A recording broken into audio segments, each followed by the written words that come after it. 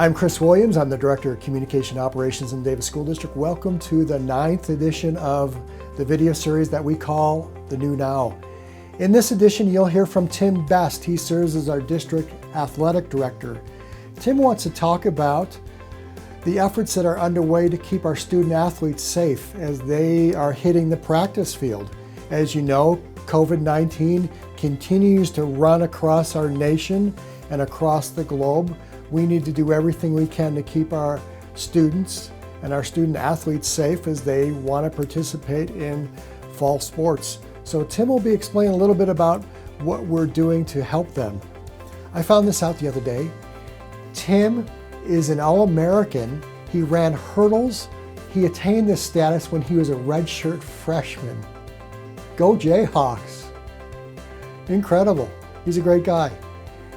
At the end of the video, then you'll hear from another great guy, Assistant Superintendent John Zerbakken. Thank you.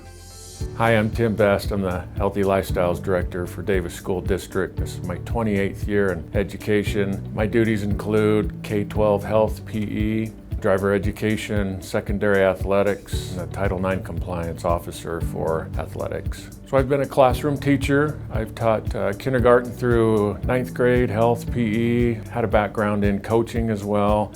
I ran track in Kansas in college. In high school, I did basketball, football, and track.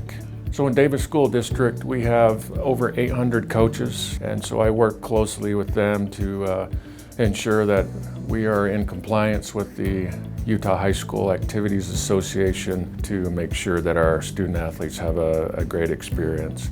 As you're aware of, our community and state and globe has been affected by this coronavirus, and that also obviously plays into how we run our sports programs and camps and clinics over the summer. But what we're trying to do is just create an environment where our kids, our communities, our parents, and our coaches and staff have the best resources available to make sure that we're keeping their kids safe to the best of our ability. We try and mitigate the risk as much as possible. You know, certain sports are going to have more contact than others, but what we want to do is make sure they're following the suggested guidelines from our health department and the CDC, washing their hands, you know, things of that nature. So we're trying to physically distance as much as possible, but we do realize that kids are going to come into contact with each other. If we notice that a kid has a fever of 100.4 or higher, which is our guideline right now, then we send that kid home, and when they see that their temperature is below 100.4, they're welcome to return. They do not need a doctor's note at this point in time. One of the things we mentioned in the guidelines that we sent to schools is to also consider an alternative for kids who aren't comfortable coming in a face-to-face environment and competing. So developing some workouts that they can do in the comforts of their own home.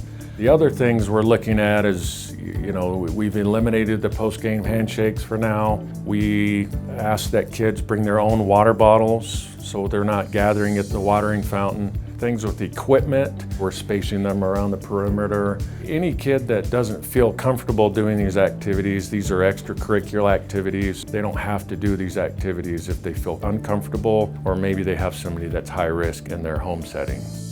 We'd like to thank Mr. Best for all of the work that he's been doing to help keep our students and our co-curricular activities safe and healthy. One thing we just want to keep in mind as we move forward in this new normal is that as the governor and the health department reduce the restrictions, it really makes it more important for us to continue to do what we can in terms of personal hygiene to keep us safe.